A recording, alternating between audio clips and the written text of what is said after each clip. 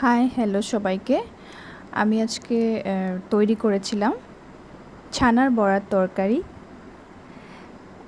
আমার তো খুবই ভালো লাগে, তোমাদের কার কেমন লাগে আমাকে জানাবে। সেটার জন্য আমি নিয়েছিলাম 1/2 লিটার দুধের ছানা। 1/2 লিটার দুধটা আমার তার আগের দিন রাত্রে ফেটে গেল, তাই আমি ছানা তৈরি করে রেখে দিয়েছিলাম ফ্রিজে। ওটা আমি নিয়েছি, তাতে অল্প আদা গ্রেট করে নিয়েছি।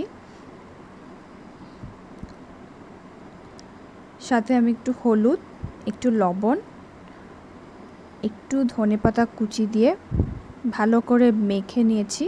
এটাতে কোনো জল ইউজ করিনি।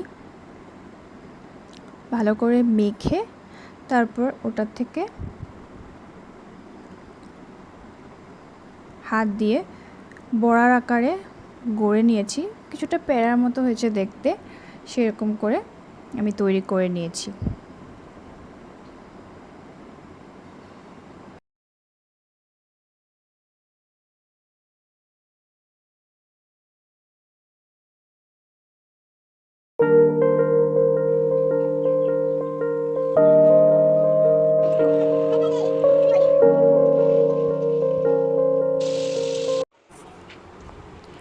এরপর আমি কড়াইতে তেল গরম করে প্রথম আলুগুলোকে ভেজে নিলাম। তারপর আমি ছানার বড়াগুলোকে ভেজে নেব একে একে।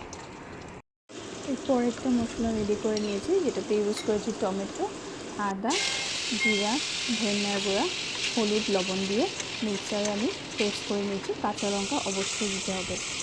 তারপর সেই বাকি তেলে আমি গোটা জিরে, তেজপাতা, একটা এলাচ আর একটু দারচিনির টুকরো দিয়ে ভালো করে ভেজে নিয়ে তাতে করে রাখা মশলাটা আমি দিয়ে ভালো করে কষিয়ে তার সাথে আলু অ্যাড করে তারপর পরিমাণ মতো জল দিয়ে ফুটতে দিলাম।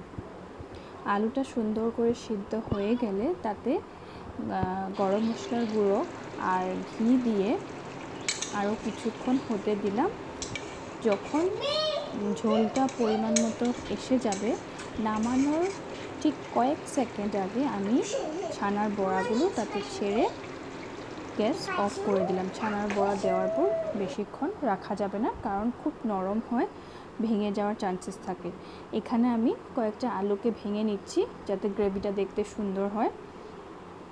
এটাই ছিল আজকে আমার ছানার বড়ার তরকারি রেসিপি।